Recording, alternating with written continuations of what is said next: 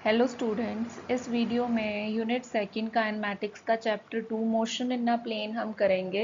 इससे पहले वाली वीडियो में हमने फर्स्ट चैप्टर किया था, that was motion in a straight line, या फिर हम कहें कि वन डायमेंशनल मोशन। अब देखो, प्लेन वर्ड जो है इसका पहले हमें पता हो कि मतलब क्या है। तो प्लेन का मतलब है टू डायमेंशनल। देखो, कोई भी मोशन है तो हमें उसके लिए जो है ये एक्सिस का पता होना चाहिए कि कितनी एक्सिस हम कंसिडर कर रहे हैं। द मोशन जो है वन डायमेंशनल है, टू डायमेंशनल है या थ्री डायमेंशनल है। तो जो भी कोई मोशन टू डायमेंशनल हो जिसमें हमें टू एक्सिस, मतलब जो भी आप फ्रेम ऑफ रेफरेंस ले रहे हो उसकी आपको दो कोऑर्डिनेट्स की रिक्वायरमेंट है टू स्पेसिफाई एनी मोशन, तो ऐसी मोशन को हम कहते हैं मोशन इन अ प्लेन। ठीक है, जैसे एक्स वाई कोऑर्डिनेट्स हैं, वाई जेड है, जेड एक्स है। मैं अगर यहाँ पे ड्रॉ कर दूं, ये ओरिजिन हो गया, ये एक्स है, ये वाई है। तो ये इस हम पर्टिकुलर जो है दो एक्सिस की हेल्प के साथ अगर मैं किसी पॉइंट पे किसी पार्टिकल की मोशन बता दूं, पोजीशन बता दूं। सपोज पहले कोई पार्टिकल यहाँ पे है, पी पॉइंट पे है, फिर वो पार्टिकल क्यू पॉइंट पे चला गया। तो पी से क्यू तक जब पहुंचेगा तो उसको कौन सा स्ट्रेट लाइन पाथ है, कैसा पाथ है, जिगजैग मैनर में पाथ है, तो all the description about the motion. तो वो अगर हम उस डिस्क्रिप्शन में सिर्फ और सिर्फ दो कोऑर्डिनेट्स की हेल्प लें, एक्स और वाई कोऑर्डिनेट, मतलब वो ज़रूरी नहीं एक्स एंड वाई ही होने चाहिए, वाई जेड हो सकते हैं, जेड एक्स हो, ये तो हमने नोटेशंस दी हुई हैं। तो कहने का मतलब हमें सिर्फ two coordinates are required for complete description of any motion of that very particle. तो ऐसी मोशन को हम कहेंगे कि मोशन जो है किस में हो रही है, प्लेन में हो रही है। ठीक है, तो यहाँ पे हम क्या है, ये पोजीशन वेक्टर्स भी बनाएंगे, आगे चल के हम ये कंप्लीट करेंगे पोजीशन वेक्टर्स कैसे होते हैं। तो ऐसी मोशन जिसमें दो कोऑर्डिनेट्स रिक्वायर्ड है, तो उस मोशन को हम पहले क्या बोलेंगे, टू डायमेंशनल मोशन है, या फिर हम कहेंगे मोशन इन अ प्लेन। तो एग्जाम्पल लें अगर, तो कौन कौन सी मोशंस को टू डायमेंशनल मोशन में कंसिडर किया जाता है, प्लेन में कंसिडर किया जाता है। तो हम कहेंगे एग्जाम्पल में अगर कहें projectile motion,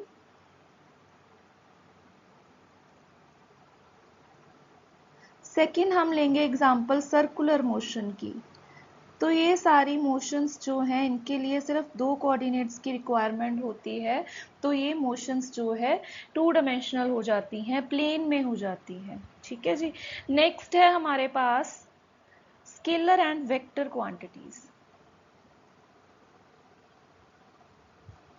scalar and vector quantities कौन सी होती हैं? सबसे पहले हम बात करें स्केलर की, तो हम कहेंगे ये वो फिजिकल क्वांटिटीज होती हैं जिन्हें स्पेसिफाई करने के लिए हमें सिर्फ और सिर्फ उस कोऑर्डिनेट कहें या उस क्वांटिटी का हमें सिर्फ और सिर्फ मैग्नीट्यूड पता हो तो हमें कंप्लीट नॉलेज हो जाएगी उस पार्टिकल की। ठीक है, या उस पार्टिकल जिसको हम स्केलर क्वांटिटी के साथ अगर हम कहें बता रहे हैं, तो उस पार्टिकल के बारे में कंप्लीट नॉलेज मुझे मैग्नीट्यूड से हो रही है। जैसे फॉर एग्जांपल मेरे पास कोई फिजिकल क्वांटिटी है लेंथ। ठीक है, तो लेंथ को अगर हम मेजर करना चाहें, सपोज कोई भी पार्टिकल अगर इस पोजीशन पे है, पी पोजीशन पे, कुछ टाइम पे वो क्यू पोजीशन पे चला गया, तो पी से लेके क्यू मुझे बताना है कि उसने कितना डिस्टेंस कवर आउट किया।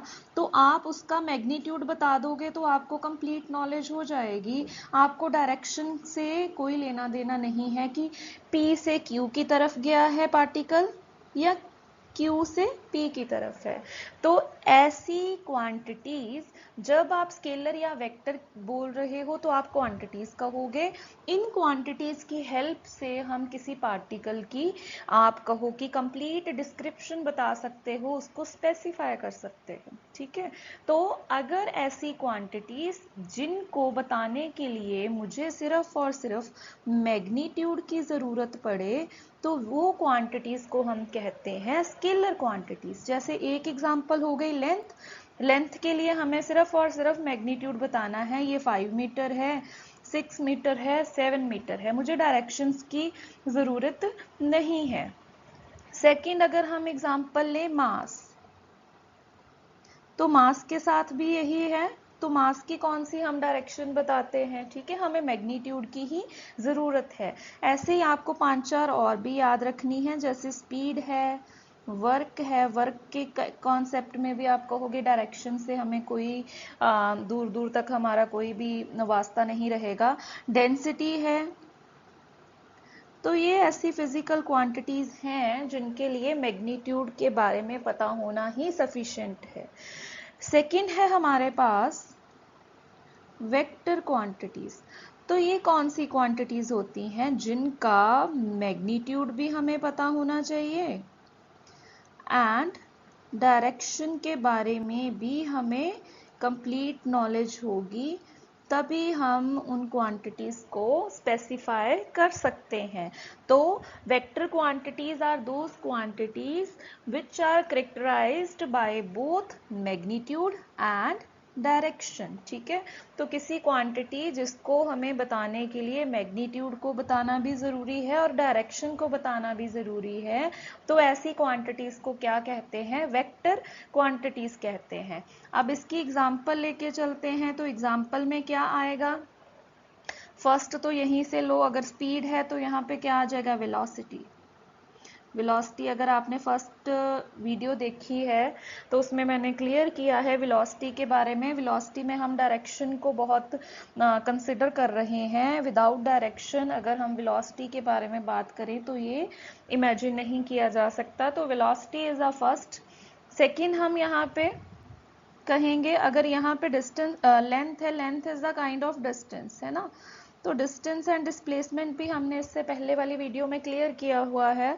तो अगर डिस्टेंस हमारा स्केलर है तो नेचुरल सी बात है, डिस्प्लेसमेंट अगर हम देखें ध्यान से तो डिस्प्लेसमेंट क्या है हमारे पास, वेक्टर क्वांटिटी है। अगर आपको ये चीज़ें नहीं पता वेलोसिटी डिस्प्लेसमेंट क्या है, तो मेरा सजेशन है कि आप ये वीडियो देखने से पहले चैप्टर 1 की वीडियो को कवर अप करो, तभी आपको पता चलेगा कि इनमें क्या डिफरेंस है।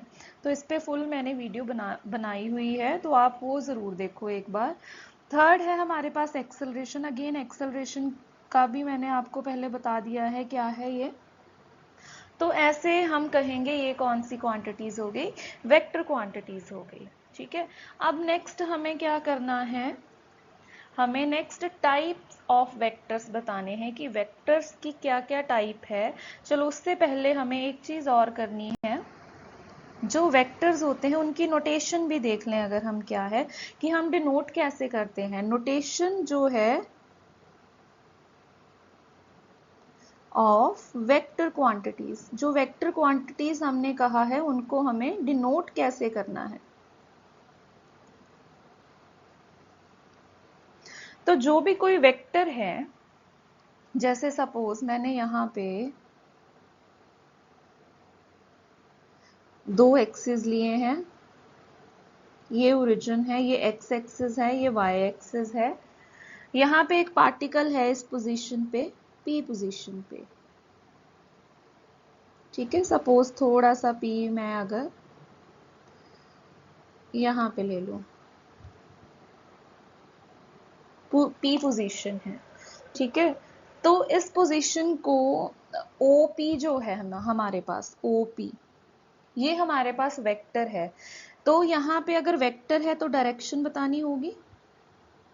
तो जैसे आपने ड्रॉ किया है, ओ से लेके पी तक ड्रॉ किया है तो डायरेक्शन उसी डायरेक्शन में जाएगी।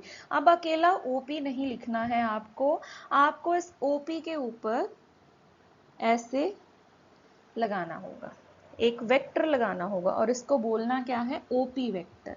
ठीक है, तो ये एक नोटेशन जो हम यूज करते हैं किसी वेक्टर को बताने के लिए। अगर कहीं पे ओपी लिखा है, उसके ऊपर ये एरो लगा है, तो इसका मतलब हमें वहीं से समझ जाना चाहिए कि ये एक वेक्टर क्वांटिटी है। ठीक है, अब ये जरूरी नहीं ओपी है, इसका नाम हम कुछ भी दे सकते हैं। अगर ए ऊपर लगा है वेक्टर, तो आप कहोगे a vector is a vector quantity. ये किसके बराबर है? ओपी वेक्टर के बराबर है। ऐसे ही आप कोई भी नाम इसे दे सकते हो। बोल्ड फेस्ड लेटर आपको लेना है, उसके ऊपर आपको एक एरो लगा देनी है। तो ये है नोटेशन। अब नेक्स्ट है हमारे पास टाइप्स ऑफ वेक्टर्स क्या क्या हैं।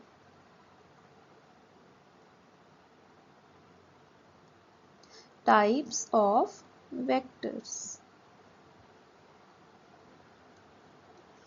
तो फर्स्ट है हमारे पास यूनिट वेक्टर।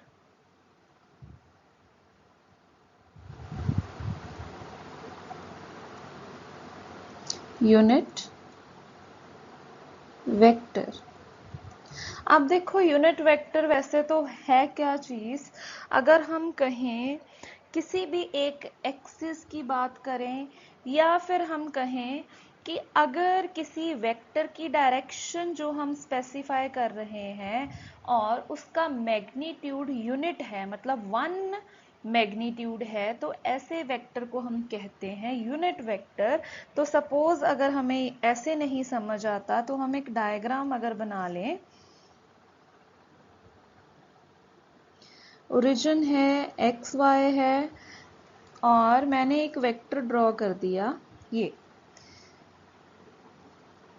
ये है ए वेक्टर। ठीक है, अब अगर मैं कहूं इस वेक्टर का मैग्नीट्यूड, जो मैंने ये वेक्टर ड्रॉ किया है ए वेक्टर, इसका मैग्नीट्यूड मतलब ये लेंथ वाइज कितना है। अगर ये यूनिट है, मतलब इसका मैग्नीट्यूड कितना है, 1 है, तो अब हम इस वेक्टर को कौन सा वेक्टर कहेंगे? यूनिट वेक्टर कहेंगे। और यूनिट वेक्टर को डिनोट कैसे किया जाता है? तो यूनिट वेक्टर के लिए हम ए के ऊपर ऐसे लगा देंगे, इसे बोलते हैं कैप। क्या बोलेंगे? कैप। तो आप कहेंगे ए कैप। अगर कहीं पे किसी सिंबल, किसी बोल्ड फेस्ड अगर हम सिंबल के ऊपर, लेटर के ऊपर ऐसे लगा दें, तो इसे हम कहेंगे ए कैप। तो अगर ए कैप कहीं पे आपको दिख रहा है, तो इसे आप कहोगे यूनिट वेक्टर। ठीक है, ये किसी पर्टिकुलर डायरेक्शन को स्पेसिफाई करने के लिए हम लेते हैं। तो एक इसकी डेफिनेशन ये होती है कि इसका जो मैग्नीट्यूड है, अगर हमें डेफिनेशन लिखनी है तो हम ऐसे लिखेंगे कि इसका मैग्नीट्यूड जो है,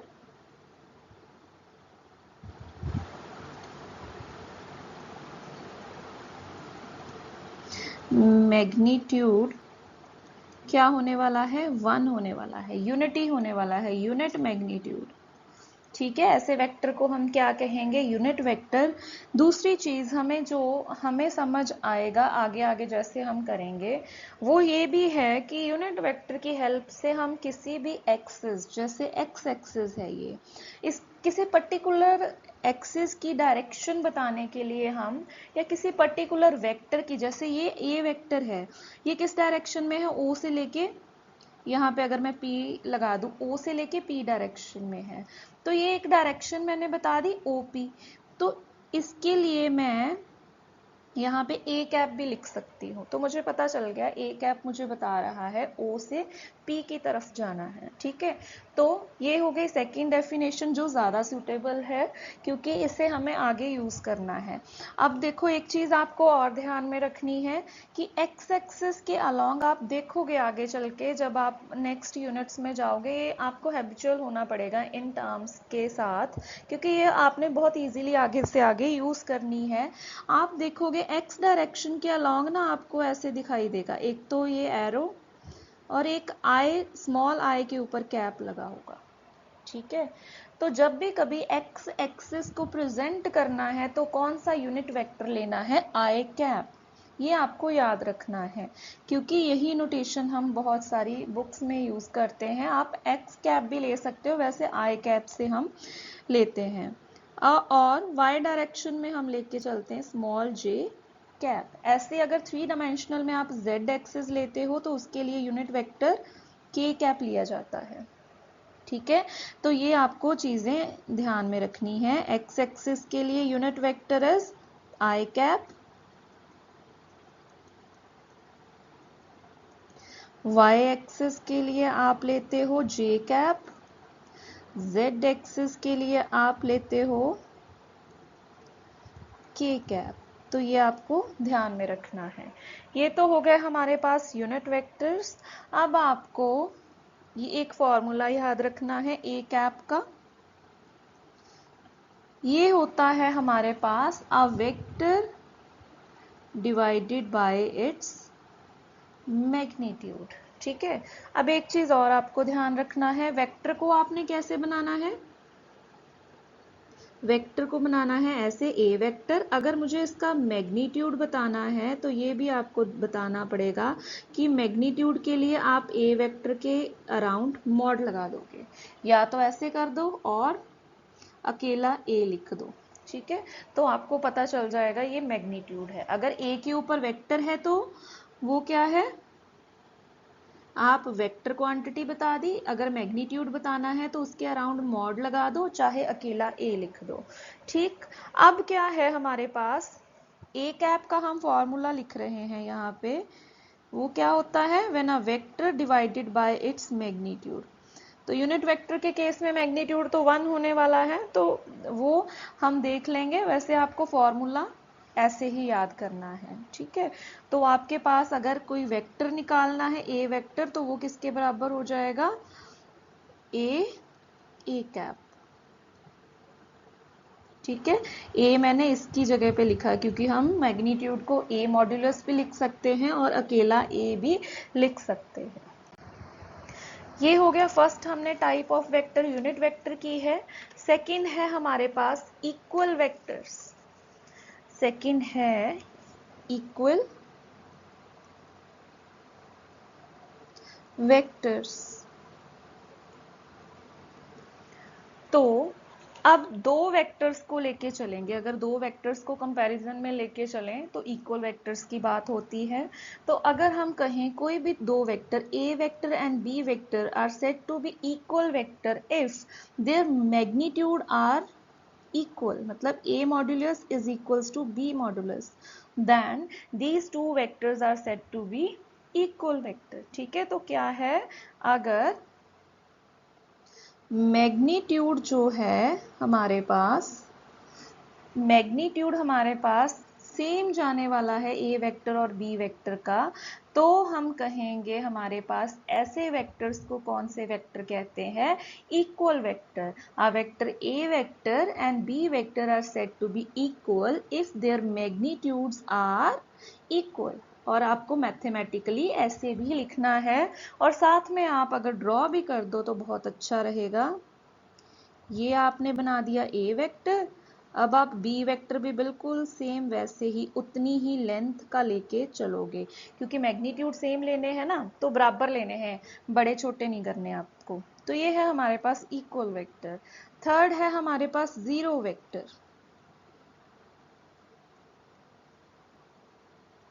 तो जीरो वेक्टर कौन सा होगा, इसे हम एक और नाम देते हैं नल वेक्टर। इसे हम कैसे डिनोट कर सकते हैं, जीरो के ऊपर वेक्टर लगा दिया तो इसे हम कहेंगे नल वेक्टर। तो कौन से वेक्टर जीरो वेक्टर है, अगर मैग्नीट्यूड क्या होने वाला है, जीरो। ऐसा वेक्टर जिसका मैग्नीट्यूड क्या है, मैग्नीट्यूड इज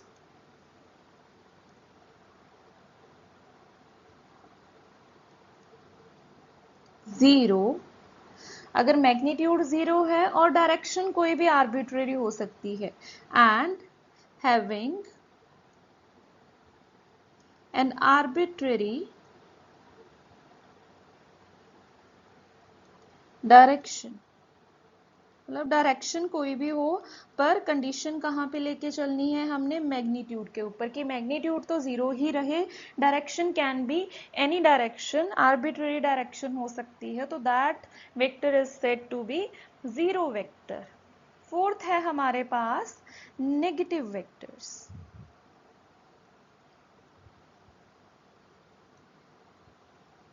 नेगेटिव वेक्टर्स, तो नाम से क्लियर होने वाला है कि कौन से वेक्टर्स की बात कर रहे हैं अब हम।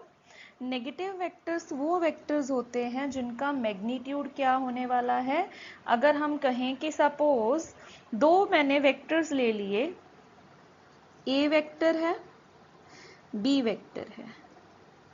ये मैंने उल्टे क्यों लगाए हैं, क्योंकि अगर इनके मैग्नीट्यूड हमने ऑपोजिट कर दिए, मतलब मैग्नीट्यूड तो सेम है पर डायरेक्शंस मैंने क्या कर दी हैं, ऑपोजिट कर दी, तो ऐसे वेक्टर्स को हम क्या कहेंगे, नेगेटिव वेक्टर्स कहेंगे। जैसे ए वेक्टर इस डायरेक्शन में है और बी वेक्टर उल्टी डायरेक्शन में मैंने कंसिडर किया। ए वेक्टर हमारे पास था,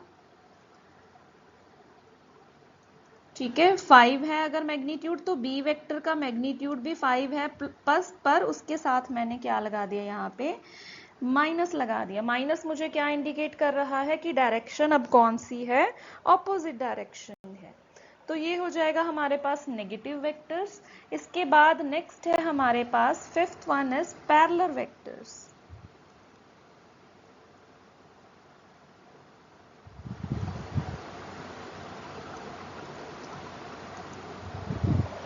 तो देखो पैरेलल वेक्टर्स कौन से हैं, ऐसे वेक्टर्स जिनकी डायरेक्शंस जो है आपस में हम कहें पैरेलल हैं। सपोज मैंने एक ए वेक्टर ड्रॉ किया ऐसे, तो बी वेक्टर हम इसके पैरेलली लेके चलें, ठीक है। तो ये हमारे पास ऐसे वेक्टर्स जो हैं जिनकी डायरेक्शंस एक दूसरे के क्या है, पैरेलल है। एंड सेकेंड हम कहेंगे कि मैग्नीट्यूड्स में और मे नॉट बी इक्वल, ठीक है। तो क्या बात कहेंगे हम यहाँ पे, जो डायरेक्शंस हैं वो क्या होनी चाहिए, पैरेलल होनी चाहिए हमारे पास, पर मैग्नीट्यूड के ऊपर कोई कंडीशन नहीं है। मैग्नीट्यूड में और मे नॉट बी इक्वल, ठीक है। तो मैग्नीट्यूड वाइज ये बड़े छोटे हो सकते हैं, जैसे मैंने ये ए वेक्टर लिया है तो बी वेक्टर ऐसे भी हो सकता है। हाँ, पर ऐसा नहीं है कि ए वेक्टर मैंने ऐसे ले लिया, बी वेक्टर मैंने ऐसे ले लिया, ये नहीं हो सकता, ठीक है, ऐसे ही रहेगा। अब दोनों वेक्टर्स को क्या है, पैरेलल रहना है, ठीक है। मैग्नीट्यूड अलग से हो सकते हैं। नेक्स्ट है हमारे पास sixth, anti parallel vectors. Anti parallel vectors, तो नाम से क्लियर है कि अब ये क्या है, एंटी पैरेलल होने चाहिए, मतलब इनकी डायरेक्शंस ऑपोजिट कर दें। पैरेलल तो है पर डायरेक्शंस ऑपोजिट कर दें ऐसे, ठीक है। ये ए वेक्टर है, ये बी वेक्टर है, तो पैरेलल है पर डायरेक्शंस क्या है, ऑपोजिट। अगेन यहाँ पे वही कंडीशन, मैग्नीट्यूड में और may not be equal, parallel है पर एंटी हो गए, ठीक है। तो ऐसे वेक्टर्स को हम कहेंगे एंटी पैरेलल वेक्टर्स। नेक्स्ट है हमारे पास कोप्लेनर वेक्टर्स।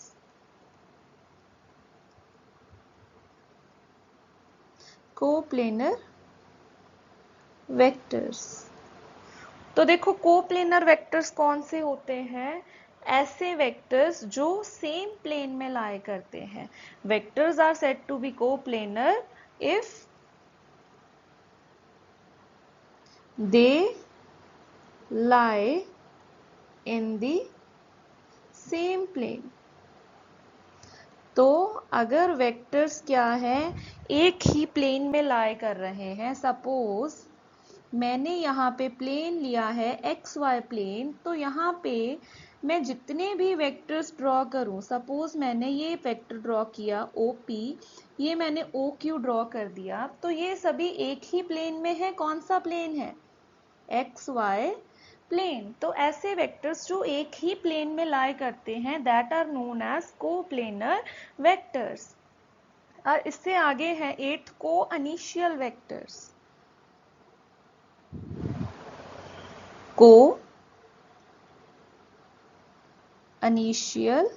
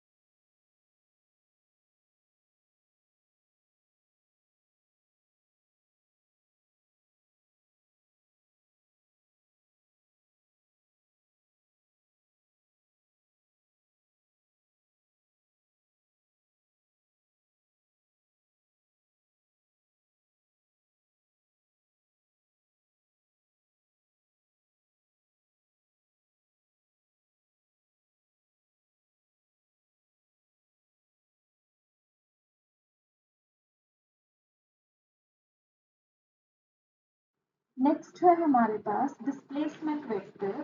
तो डिस्प्लेसमेंट वेक्टर क्या है?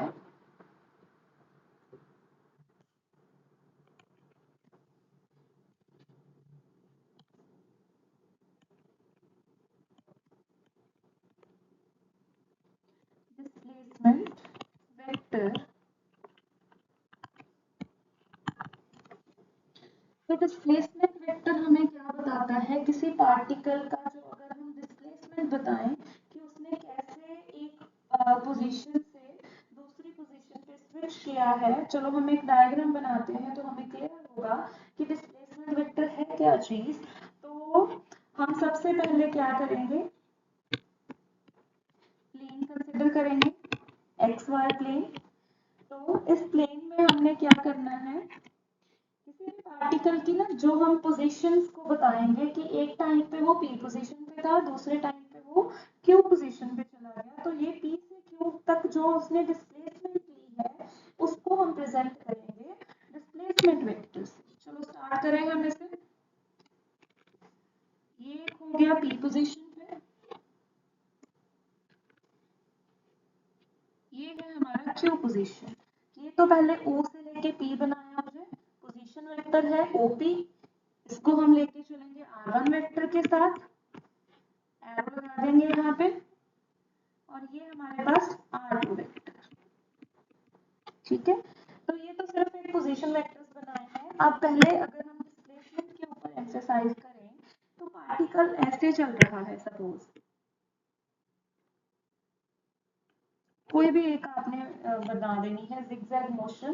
तो P से लेके हमें बताना है, P से लेके Q तक कितनी डिस्प्लेसमेंट कवर की। तो ये एक आप बोलो कर्व्ड पाथ है ना। तो ये हमारे, अगर हम एरो लगा दें यहाँ से, P से स्टार्ट किया, Q तक जा रहा है, मतलब ऐसे हमने लगा दिया इसको, कर्व्ड पाथ है P से Q तक। तो अब हमें डिस्प्लेसमेंट बतानी है between two points P and Q। तो उसके लिए आपको क्या करना पड़ेगा? इसे ज्वाइन करना है ऐसे। ठीक है, तो P से लेके Q तक हमने एक स्ट्रेट लाइन ड्रॉ कर दी। तो ये हमारे पास एक डिस्प्लेसमेंट वेक्टर आने वाला है। तो जैसे हमने P से Q किया है, तो एरो भी हमारी इसी, एरोस लगाना बहुत जरूरी है क्योंकि वेक्टर्स है। P से हमने शुरू की है क्योंकि जो हमारी कहें अगर हम मोशन क्या है, P से स्टार्ट होती है Q की तरफ है, तो एरो भी इसी डायरेक्शन में जाएगा। तो PQ is what here? PQ vector is a displacement vector. PQ vector is a displacement vector. ठीक है, तो अब हमें क्या करना है? इसे डिनोट कैसे करना है PQ वेक्टर को? तो PQ वेक्टर को हम ऐसे लिख देते हैं R12 vector, right. P particle जो है, इसकी पोजीशन को अगर हम सपोज करें x1 y1 है, Q पार्टिकल की पोजीशंस हैं x2 y2, मतलब जब Q पे था तो x की पोजीशन x2 थी, y की पोजीशन y2 थी। तो अब हम कहेंगे डिस्प्लेसमेंट वेक्टर R12 वेक्टर। तो ये कैसे निकालना है? तो उससे पहले हमें पता हो R1 वेक्टर, जो हमने अभी पोजीशन वेक्टर निकाला है, R1 वेक्टर कैसे होगा अब हम इसे बता रहे हैं। ठीक है, इस लाइन को प्रेजेंट कर रहे हैं पोजीशन वेक्टर को। तो ये कैसे होगा? Formula x1 i cap plus y1 j cap. ऐसे ही सेकंड है R2 वेक्टर, वो ये रहा x2 i cap plus y2 j cap. अब पोजीशन वेक्टर्स हो गए। डिस्प्लेसमेंट वेक्टर कैसे निकलना है? तो डिस्प्लेसमेंट वेक्टर में आप क्या करते हो? माइनस करते हो। R2 वेक्टर में से R1 वेक्टर को क्या कर दोगे? माइनस कर दोगे। तो ये कैसे है हमारे पास? तो हम ये करेंगे x2 i cap plus y2 j cap में से x1 i cap plus y1 j cap को क्या कर दिया? माइनस कर दिया। ये हमने माइनस ही क्यों किया है? इसके लिए हम मैं यहाँ पे लिख देती हूँ कौन सा लॉ फॉलो किया है। नेक्स्ट ऑन हम ये लॉ करेंगे भी। तो वो कौन सा लॉ है? Triangular law of vector addition है। ट्रायंगुलर, एक सेकेंड, triangular law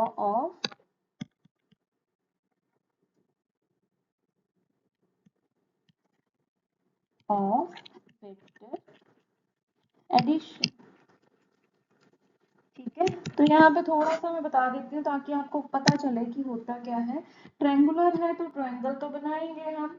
तो सपोज यही अगर हम ट्रायंगल की बात करें, ठीक है, एक वेक्टर ओ पी था इस डायरेक्शन में, एक था हमारे पास ओ क्यू था, राइट। तो अगर हम कहें कि दो वेक्टर्स हैं, एक को मैंने OP लिया है, दूसरे को OQ लिया है, और ये हमारे पास दो साइड्स बता रहा है, थर्ड वन को हमने कैसे लिया है, ऐसे लिया है, एरोस बता दिया हमने, ये एक ट्रायंगल है। तो अगर दो vectors suppose OP and PQ, क्योंकि इनकी एरोज एक दूसरे को फॉलो कर रही हैं, एक ऐसे है दूसरी ऐसे है, एक के बाद एक है, एक का जो कहें टेल है, दूसरे की हेड है, ठीक है। तो जब ऐसे मिले, एक का जो स्टार्टिंग होता है ना उसको हम बोलते हैं हेड, एंडिंग पॉइंट को हम बोलते हैं टेल। एक वेक्टर का टेल दूसरे की हेड को ज्वाइन करता है, या एक का हेड जो है दूसरे की टेल को ज्वाइन करे, मतलब उल्टा करे, हेड हेड को ना करे, टेल टेल को ना करे। ऐसे दो वेक्टर्स जो एक दूसरे को फॉलो अप कर रहे हैं, जैसे OP वेक्टर है एंड PQ वेक्टर है, और वो प्रेजेंट कैसे किए हैं, एक ट्रायंगल के साथ किए हैं, OP PQ। तो जो उनका थर्ड हम कहें साइड लेंगे ट्रायंगल की, वो हमें क्या बता देगी, एक एडिशन बता देगी, और उसकी हमें डायरेक्शन क्या लेनी होती है, ऑपोजिट। मतलब ये एरो इसको फॉलो कर रही है, हमें इसे ऐसे नहीं लगाना अब एरो को, अब हमें एरो को क्या कर देना है, उल्टी डायरेक्शन में कर देना है। तो ये हमें रिजल्टेंट बता रहा है, ठीक है। तो अब हम एडिशन भी कैसे करते हैं, OP vector plus PQ vector, दोनों का एडिशन क्या है, रिजल्टेंट किसके बराबर है, क्यू ओ के बराबर, ठीक है।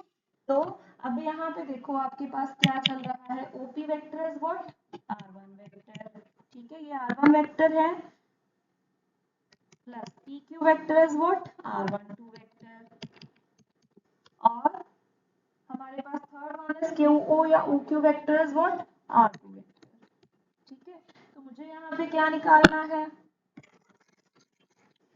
R12 वेक्टर, तो R12 वेक्टर को मैं एक साइड पे रखूंगी, तो ये हमारा आ गया R2 vector minus R1 vector. तो ये फॉर्मूला मैंने ऐसे